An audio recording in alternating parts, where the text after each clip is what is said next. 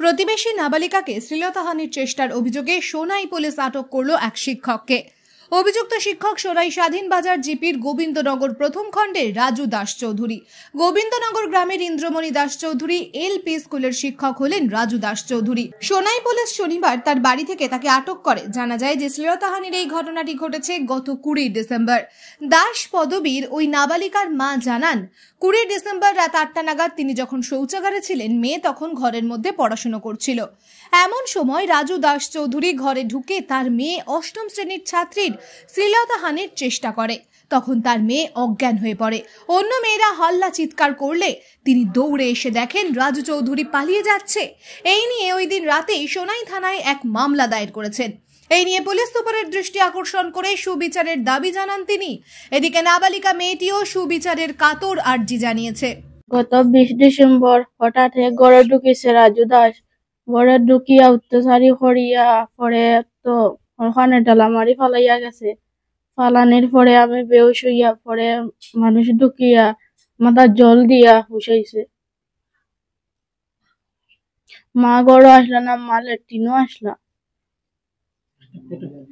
আমার বাবা হাজতা কিনা ইয়ালে সাতলো গেছেন দান দেওয়া। তারপরে হঠাৎ সুযোগ দেখে ঘরে ঢুকিয়া অত্যাচারী হরিয়া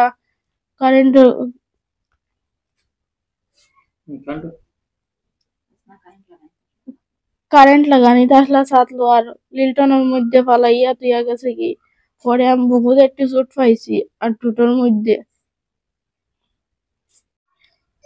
ইন্দ্রমণি দাস চৌধুরী রাজু দাস এলপি স্কুল। হে আমার ঘরে আইয়া ঢুকিছে। আমার 2টা মেয়ে পড়াতে আসলা। আমি লেট্রিনও আসলাম। হয়েছে তোমরা বউ, আমি লেট্রিন থেকে আইগে। লেট্রিন থেকে আইতে আইতে আমি হাল্লা চিৎকার শুনিয়া ঘরে আইছি। আবার পরে দেখি হিয়া দৌড়াইয়া করতে এবারে গেছে কি বাইরা ঘর। আমরা রকর মানুষ, আশপাশ মানুষে আইয়া করছে না। ইয়া মাথা জল ডালি আমার 1 ঘন্টা পরে আমার মেয়ে হুশ হইল, হুশ আইছে। হওয়ার পরে তাই আর কিছু মাতিতে পারেন না, কিছু না। অনেক ঘরে আইয়া ঢুকিয়া ওরকম ব্যবহার করছে।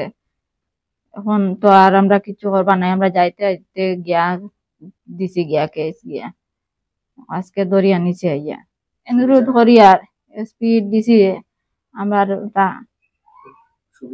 সুবিচার চাই আমরা।